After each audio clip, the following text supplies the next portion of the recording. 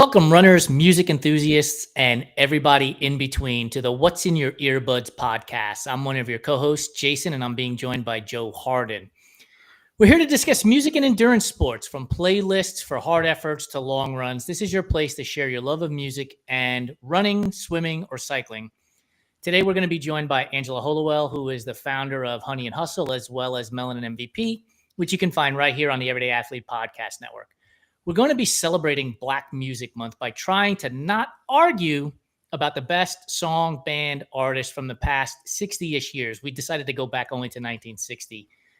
In other words, we wanted to make you stay alive with us instead of falling asleep halfway through the conversation, because it would have gone on for forever. Joe, what's up, man? How are you doing today? What's up? Yeah, I'm doing good. Excited to talk some new tunes.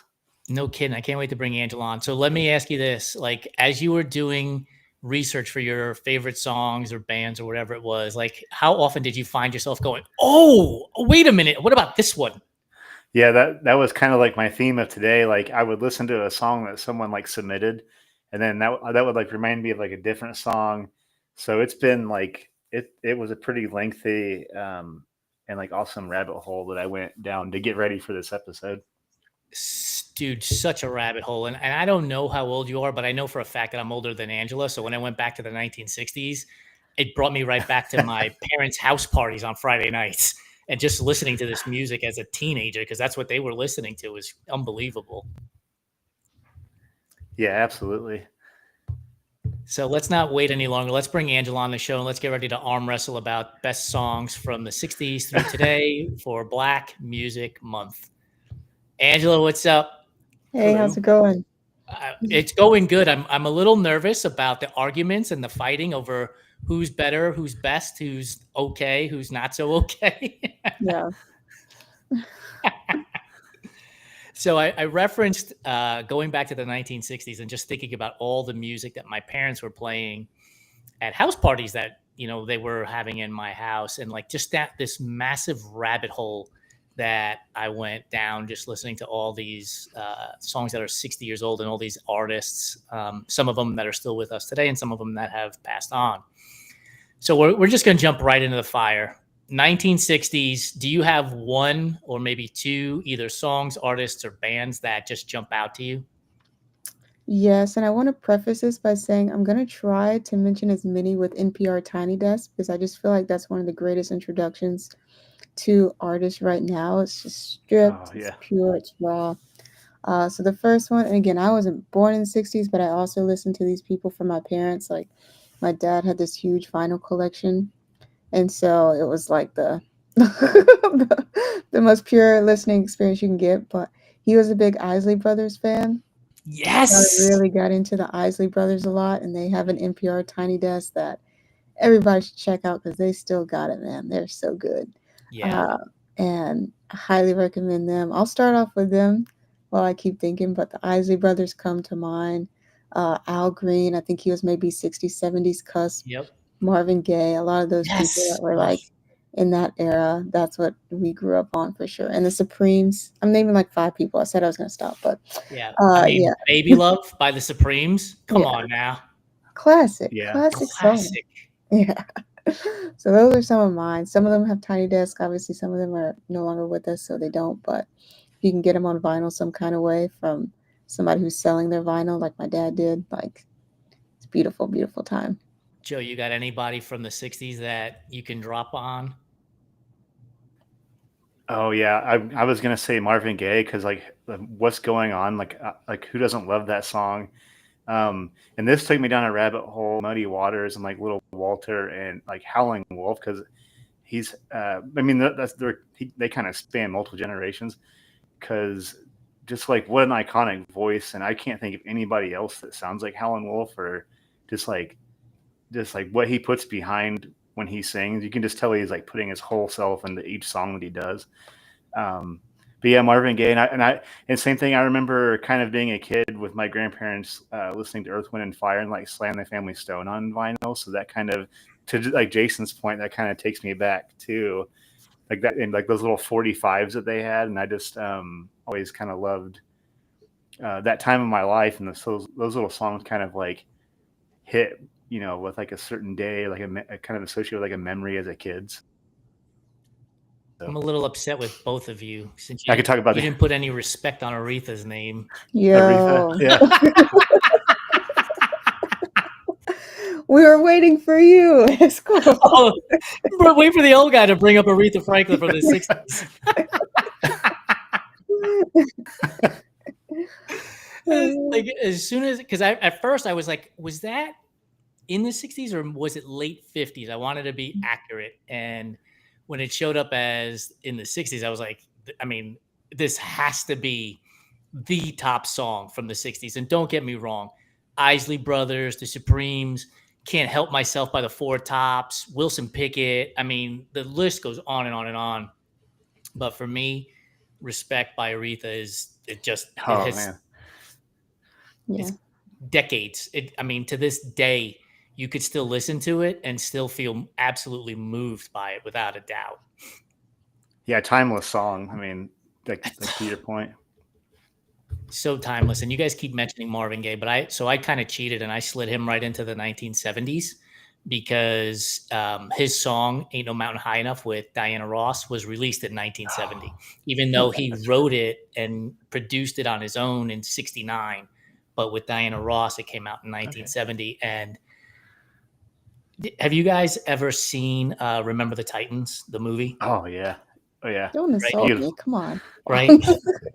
Like, honestly, as soon as that song comes on when they're singing it in the locker room, like I get up off the couch, like everything has to stop because I am singing it at the top of my lungs as well.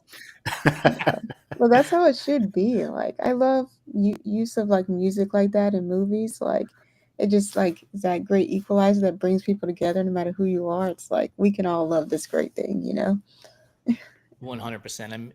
So Sly and the Family Stone we mentioned, and he just recently passed away last week. So R.I.P. to Sly there on that. Any other songs from the 70s that just pull you up? So last year's Black Music Month, NPR somehow got Shaka Khan on the Tiny Desk. So I'm gonna put her in the 70s. I'm gonna put her for my 70s artist. Okay. That's a good one too. My goodness, she's not even on my list. I feel inadequate now. Yeah, that's no respect. No respect. What's funny as we got closer to today's date, I was like, I don't know who to pick from the 2010s or the 2020s now, but like 60s and 70s, I was like, oh, and this just proves my age, right? And living with my parents and having the music playing all the time because I put Gladys Knight, Midnight Train to Georgia from the 70s on there. Again, just another song that was always playing in our house that my parents loved. Yeah. Joe, do you have anything from the 70s? Oh, well, so Jimi Hendrix spanned the 60s and 70s, but I can't remember if Purple Rain might have been in the late 60s, but I would have to go with Purple Rain. And I always think about Charlie Pride too. Like his body of work was like 50s, 60s, and 70s, and just like absolute gold. I wish I could like hone in on one song on Charlie Pride because like all of it was so good. Same with Jimi Hendrix. Like I couldn't tell you like my favorite Hendrix song. Other than this, they're all fantastic. You're talking about splitting hairs when you're talking about trying to find a favorite Jimi Hendrix song or Connie. Yeah, that's tough. Yeah, what's interesting? Like I'm listening to our conversation here and playing it in my head, and I'm like, you can tell the type of genre of music that people most listen to from our conversation, right? Like, Jimi Hendrix was not on my list. It was probably never going to be on my list. But Motown is on my list because, again, that's what I grew up with, listening to my parents playing Motown and listening to all of those bands back then as a kid in the 80s and 90s. It's just amazing. And here's the thing, right? We're at the tip of the iceberg in this conversation. There are so many bands. I was hoping Angela would pull out like bands and artists that I'd never even heard of before, so that I could go Google and then go down a super rabbit hole.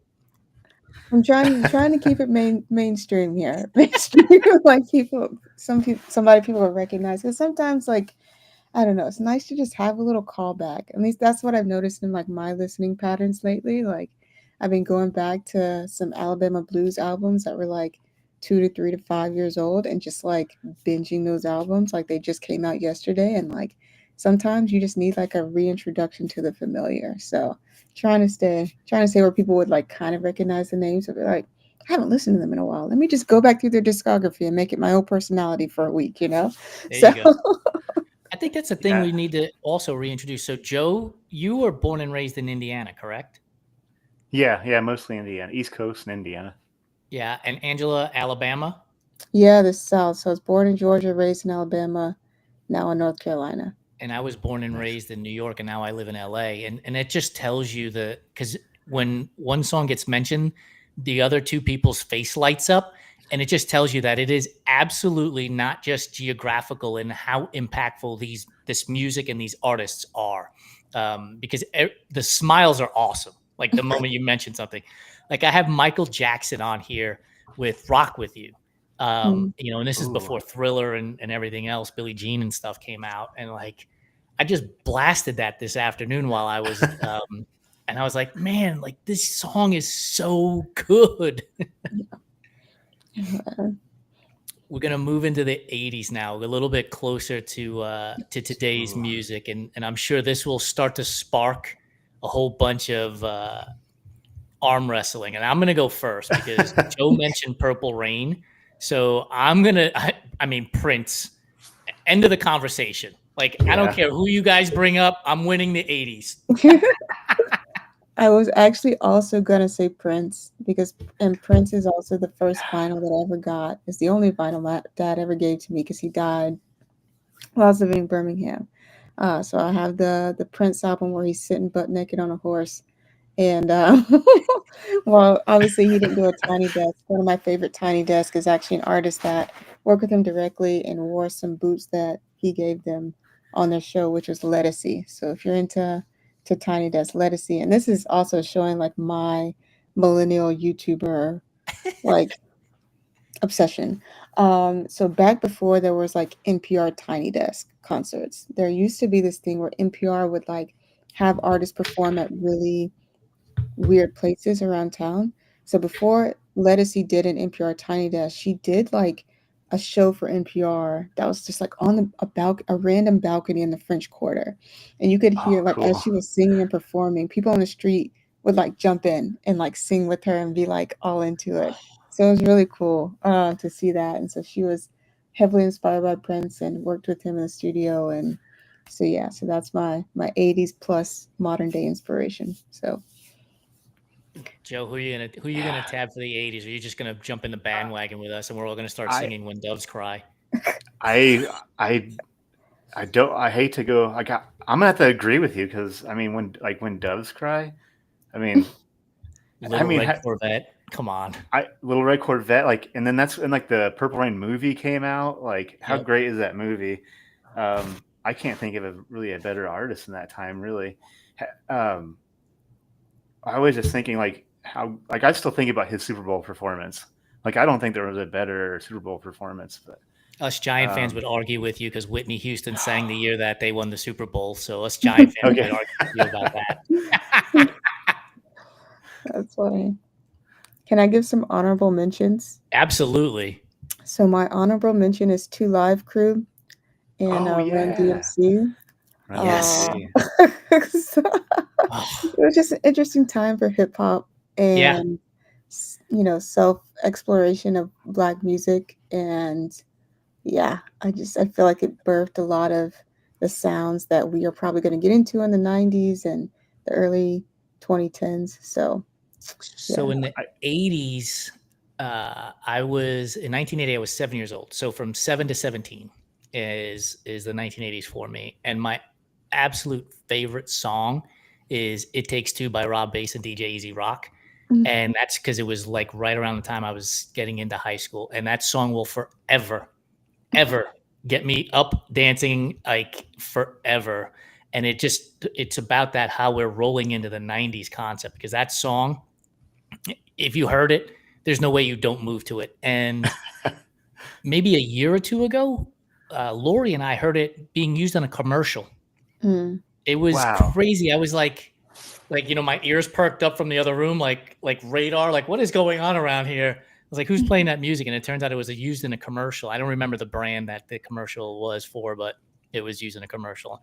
And I'm going to drop some other honorable mentions on here while we're at it. So Let's Groove by Earth, Wind, and Fire came out in the 80s. Smooth Operator by Sade came out in the 80s. Yeah. Oh, come on. What a song. Now I'm gonna have that in my head. I'm gonna have that in my head for the next 6 months. Dude, oh my God. I remember one time, it was like the first time I was driving. My dad had these CDs in his car, and my mom's like, what does your dad have? Let's put on some music. And I pick it up, and I didn't know her name was pronounced this way. I said, we have Sade, and she's like, no. Other people are Sadie. This is Sade. And she put that down. So I learned real quick who that was. Yeah. Like that song can make you smile and cry at the same time. Like it's amazing how good that song is. I have to. I'll go ahead, Jason. Go ahead. I'm sorry. I was just going to give Angela. I Want to Dance with Somebody by Whitney Houston. Cool It Now by New Edition. What's Love Got to Do with It by Tina Turner. Soul to Soul by Back to Life. Like, yeah, That's a good time, man. That's a good time. And I'm gonna be the old man shaking his fist at the clouds. You kids today, you don't know what music is. Like, go put on some Sade and go put on some old Whitney and go put on some Tina Turner and Soul to Soul. And I'm telling you, your life will be changed. Yeah, absolutely. All the songs that they're sampling now are from the 80s. Yeah. And they're very expensive for good reason to sample. Worth a lot, trust me. Yeah, Joe, you got to drop your 80s knowledge now.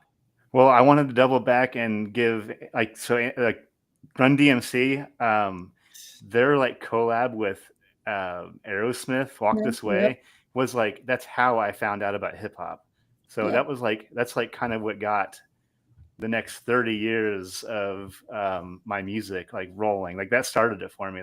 That music video was so awesome. So I guess I just wanted to give you a shout out for an awesome honorable mention. That's a huge honorable mention actually. But so I just wanted to say that. You guys do know where hip hop got started, right? Oh, here come the New Yorker. Here he comes. He's like, just to let you guys know. If it wasn't for the Bronx, the boogie down, that's where it all happened. That's where it all started. Grandmaster Flash. That's it. None of this conversation would even be happening. Yeah. There's somebody writing a movie script with another DJ scratch. Skirt. I bet you're wondering how I got here. Shout out to the Bronx. Shout out to the Bronx. I mean, Run DMC is over in Queens, so the whole New York City, and then Brooklyn, you got the Beastie Boys, which I know is not part of Black Music Month, but New York City, they were inspired by Black music. Yeah, 100% they were. Yeah, and Alicia Keys, I didn't know this, was actually raised in a part of Manhattan that I lived in for a couple of years.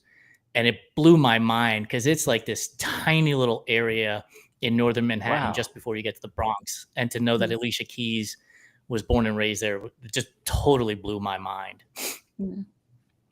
Which is a person that we can start to lean into a little bit as we get closer to the 2000s.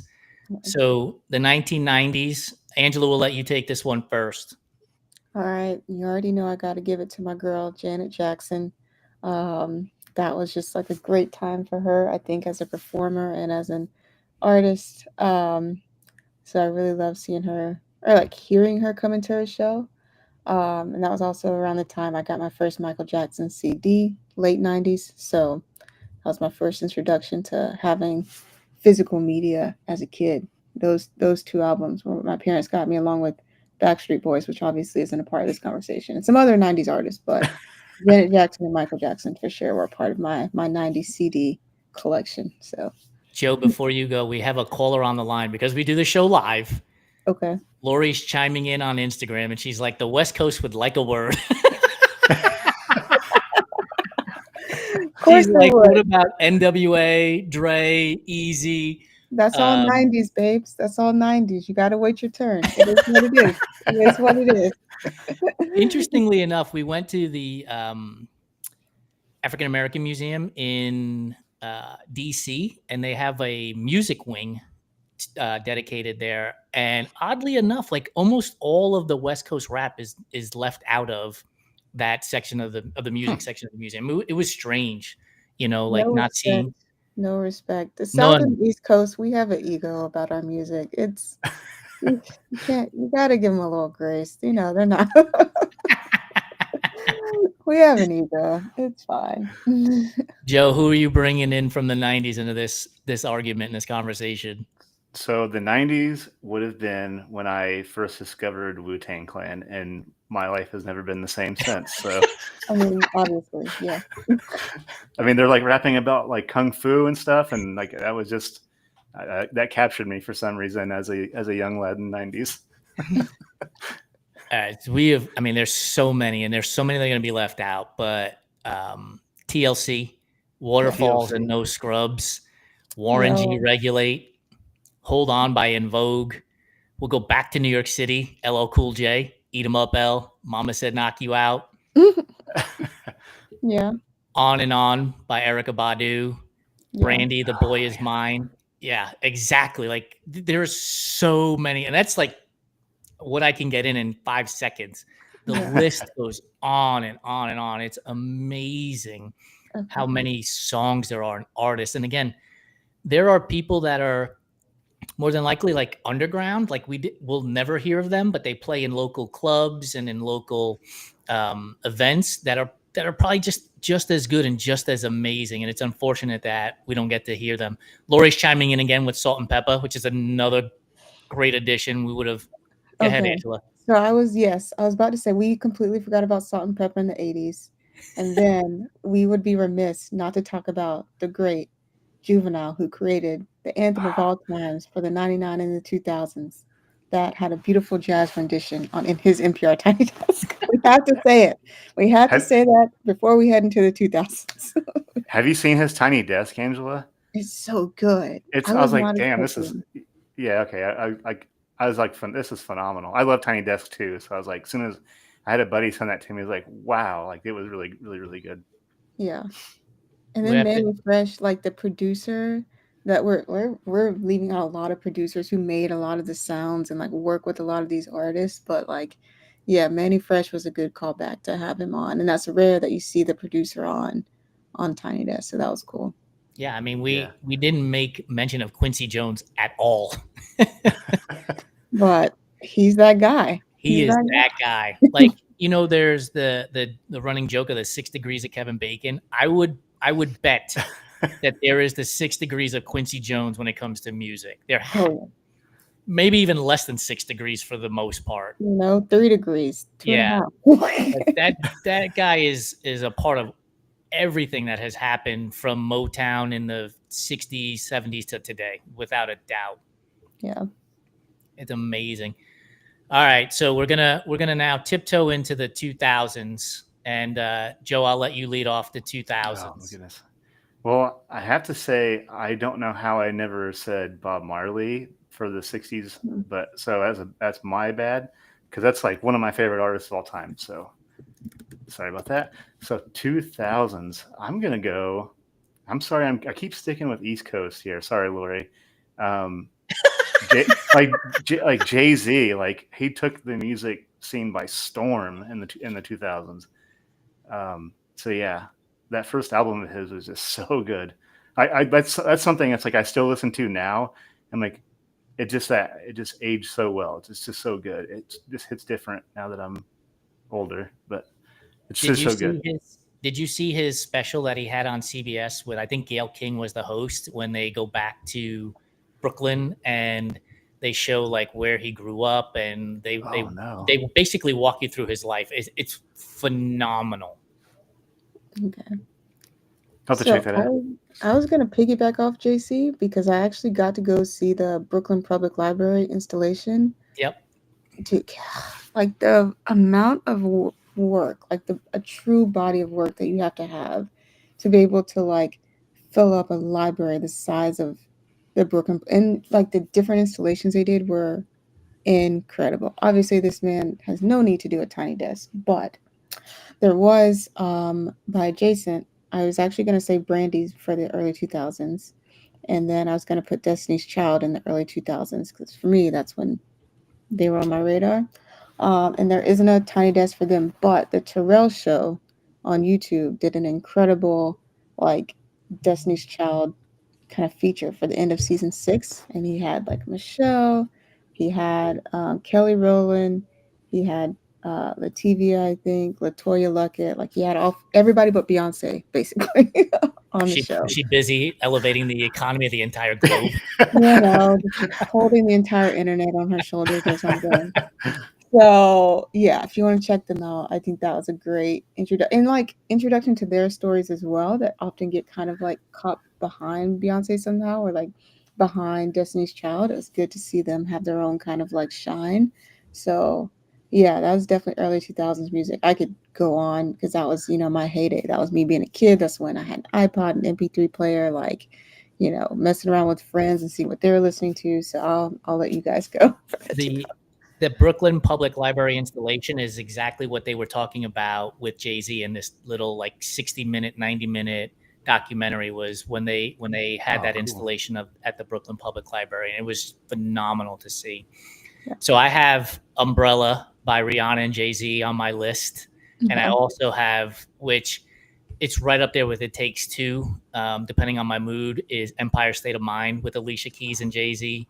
Which clearly we have ventured into New York land, and Lori is saying that we need more Best Coast instead of West Coast representation on this podcast. But Beast Coast, that's it. That's so funny. But John Legend, Ordinary People, come on now. That was a good time. Yes, good time for the lovers right there. We'll go south. Outcast, Hey Ya, come on, yeah. Come on, Atlanta. Come on, Atlanta. The South got something to say. Come on. I think the South kind of does get lost. At least it did in the 90s, and when the conversation was East Coast versus West Coast rap, and the South kind of got lost. But I wouldn't call it a resurgence, but maybe more recognition of South rap and hip hop in the last 10, 15, 20 years probably. And it's so good. My goodness, it is so good. Yeah. I have Usher on my list. I have Genuine on my list from from the 2000s. It's like good representation of like South hip hop would be like 3 6 Mafia. I guess you never really think about. That's a core part of that like South hip hop movement too, like with Juvenile and so yeah, that was a big part of I guess my 2000s too. You know who's missing in this conversation? We got Lori jumping in all over the place. Is where's Derek? Derek is normally our fact checker. He would have all the lists right now. That's funny. Yeah, he'd be on it. Yeah. Let's jump into the 2010s, and this is kind of where I start to get lost because the only one that kept coming to mind was Pharrell Williams, and for me it all started and stopped with him. But Angela, we'll go down to you and let you pile into the 2010s. So I think the 2010s was like a really good time for Southern rap. I feel like, especially like Atlanta trap music was kind of leading the way. So like your T.I. had an incredible run.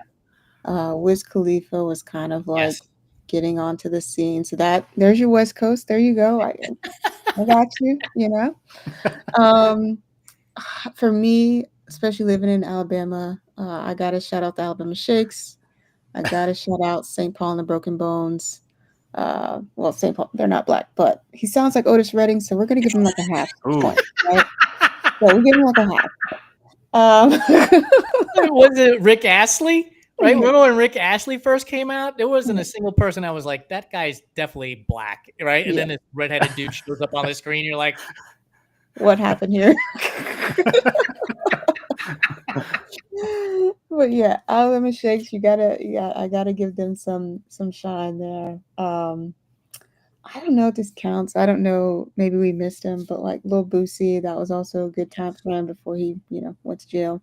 Um, so- I left a number of people that have gone to prison off my list. okay, well then we won't talk about him. But yeah, that was a good time to be black and in the South. And I'm sure there's a lot of other people that I'm missing, but I definitely remember having just like a very there's like people probably won't recognize it. I wouldn't even say they're the best, but there are people that I was listening to heavy, like the Little Scrappies. I was way too young to be listening to this, but Trina, she's a Southern rap artist. One of the few, because when we talk about even like women in rap, it was all like New York Yeah. basically, and LA. There weren't really a lot of black women from the South that were making it big in rapping. And Trina, she's still around today. I don't think she's really producing any, but she hops on some songs. She'll feature occasionally. So I really got into Trina at that time, which probably tells you everything about me that you need to know. Um, so those are some of my 2010s. Joe, who you got? I'm, I feel like 2010s. I was really big into Kanye because like he was just on fire at that point, and I don't know how I did. I don't know how I didn't bring up De La Soul in any of this conversation today Yep. because that's 2000s. Like I basically had their second album on repeat there for a while. Um, so I would say like Kanye was really hitting a stride in 2010s. You know how many people have blocked and muted us by now because we didn't mention Mary J. Blige Mary once? J. Blige, yeah, Yeah, that was a good time. That was a or good time. I Biggie, should have been or listening Biggie to that Smalls. either, but I was. I- um, so the other on Sunday, well, speaking of people we didn't mention, Missy Elliott, I put Missy Elliott on, and with the way these algorithms work today, so plug the phone into the car, we're driving home, and one song after another went from Missy Elliott to Mary J. Blige. To just a whole bunch of female rap artists and hip hop artists at the time, and it was just like one banger after another.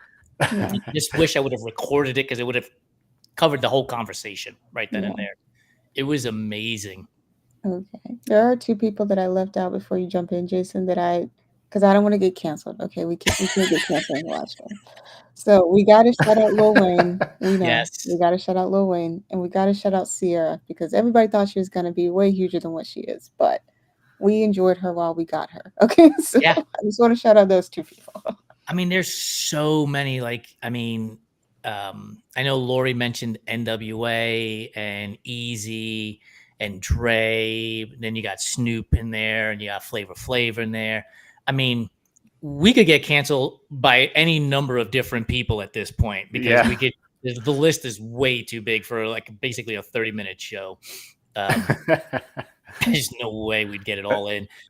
Go ahead, Joe.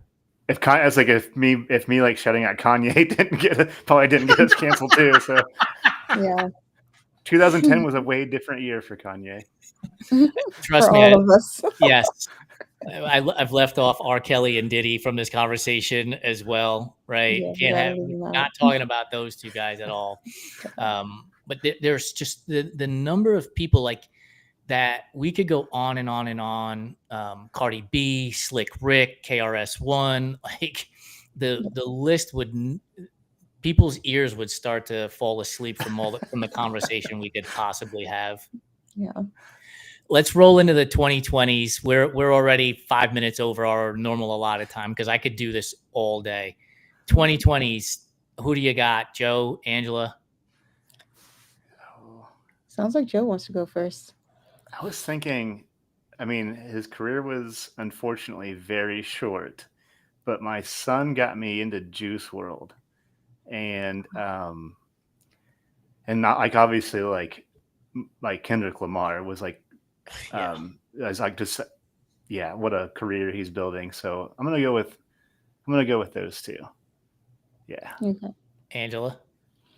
So I know there's somebody that's like, why not Drake and J. Cole? And yes, those people. But when I think about like what I'm listening to now and what I would recommend and what I go crazy for, Leon Thomas, while he's had an incredible run this last year, 18 months, he's been producing and writing for people for like years. So I want to put Leon Thomas on people's radar. Ari Lennox, someone mentioned Diana Ross a little bit earlier. Yep. Ari Lennox, very heavily influenced by Diana Ross. Both of those people have Tiny Desk, by the way, so check them out. Um, Duran Bernard, he's like incredible, amazing. He's been on the scene for a while. I really love him right now. Another Durand, and this is maybe someone like 2010s, 2020s, but I saw them in Birmingham for the first time. Duran Jones and the Indications. Hmm. That is moving right there. Yeah, so When you fall silent, that's how you know it's good. yeah, so those would be my kind of like, and I could go on. There's a lot of women rappers. Like it was like this explosion. Like I had the Nicki Minaj poster in my college dorm Yes. room, and she was kind of one of the main artists out at the time. And then it's like Cardi B and Flo Milli from Alabama, and Lizzo, and Yes. Oh you Lizzo. yeah. know, all these incredible women that have popped up since Glorilla, Memphis rap on the map, Mhm. so a lot of great 2010s that I think are happening right now. So I'm just excited to see this new wave. And then there's some people that probably people don't know as well. Like there's an Atlanta artist. His name is LA, and it's spelled ELHAE. uh, I've been a huge fangirl for a long time, but I know he's just gone through life changes and hasn't been as consistent with releasing, but very distinct style coming out of Atlanta. Um, and just to go international, so nobody cancels us for not being inclusive. Um, to our people across the pond, there's a woman named Nao who had me in a chokehold for a while. Nao, just a very distinctive style, like coming out of London, because it was like Nao, Georgia Smith, Ellie Goulding. She's not Yeah. black, but they're all kind of in that similar style that I really like too, from like an alternate R&B kind of style, but that translates really well to like a live show and a live band. Um, so yeah, lots. I could go on because that's like my jam right now, I but mean, and I'll here's leave the it at thing, that. right? Like you can't turn on the radio today without hearing songs by Teddy Swims Yeah. or The Weeknd at this point. I Oh, the mean, Drake weekend. is yeah, How did I Drake forget is that? I mean, I because there's so many of them, dude, Yeah. because there's so many good songs that are out there that it's so easy to miss, um, artists. They're, like, I can't get the name in my head correct, and I wanna pronounce it Dozier, but I know that's not how you pronounce it. Female artist that is, probably top 10 Billboard song. Doja Cat, No, that's not who it is. You mentioned her the other day, Angela. Dochi, What's that? Dochi. Is it Dochi? Yes. Okay. Yeah. Right?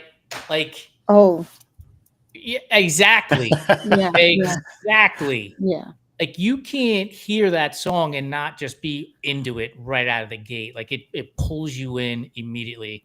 And there's just so many songs that you can listen to. It's one of my favorite things about either Apple or Spotify is you put it on there and all of a sudden, like, it just starts connecting you to these other songs that aren't just the songs that everybody's listening to. And you really go down a rabbit hole of artists and music and beats. um I know it's Black Music Month that we're talking about, but I don't know if Joe remembers this when we first started putting on the What's in Your Earbuds and talking more about songs. Like, I was like, I need to go listen to more Latin music. And then all of a sudden, like, all of these songs on Spotify came running through. And so now, based on this conversation, I'll go into the car, I'll drop on Spotify one of these artists that we're talking about, and I'm sure there'll be a flood of artists coming through. Mhm.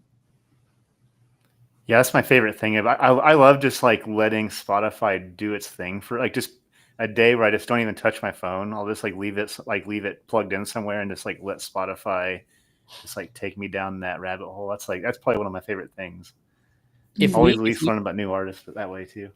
All right, so we're gonna start to close out the show. Angela, you have to introduce one artist into the Royal Rumble of Black music. Who are you putting into this Royal Rumble? Who is going to come out on top? And you only get one, and you're going to piss off a lot of people. You know what? I'm gonna say Diana Ross Oh, Ooh, so yeah. good. because of her influence on women artists and expression of sexuality and poise. And yeah, I'm gonna say Diana Ross. That's a good What a one. what a voice, like a commanding voice too when she sings. Yeah. All right, Joe, who are you throwing into the Royal Rumble ring? I always want to gravitate towards Marvin Gaye. Just I don't know if I've ever heard a bad song from him. So yeah, I'm gonna stick with Marvin Gaye. So I'm gonna throw into the ring. I originally was gonna go with Aretha, and then Angela mentioned Diana Ross, and I quickly pivoted to Whitney Houston. And Oh yeah. but here's the thing, right? Like we can make an argument that Whitney was influenced by Diana, who was influenced by Aretha. So Yeah.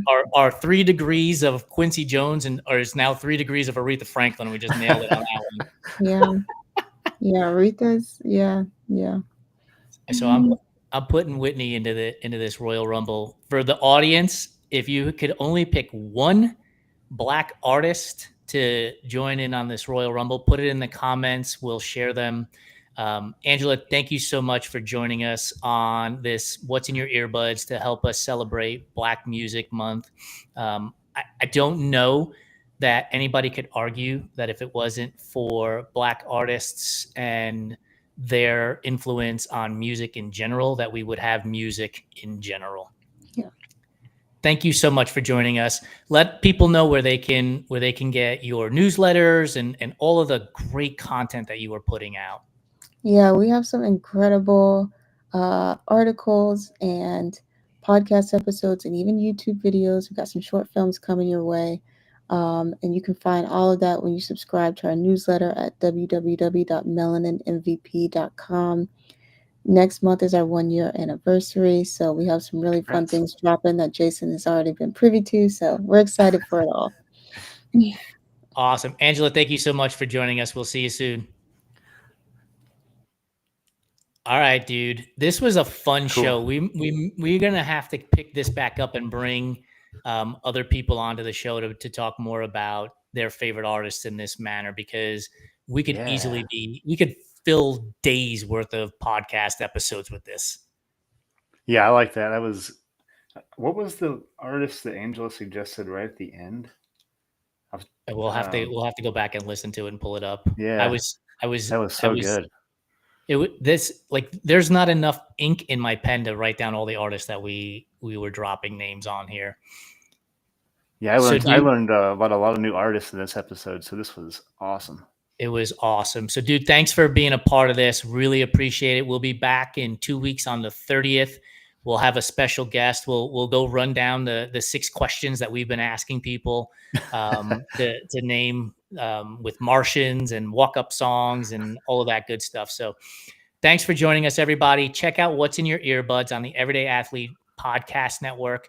And please be sure to subscribe, rate, and review. And if you're using Spotify, comment so we can continue to bring great guests like Angela onto the show. And you can continue to discover great songs for your next running playlist. Have a great one. We'll see you soon.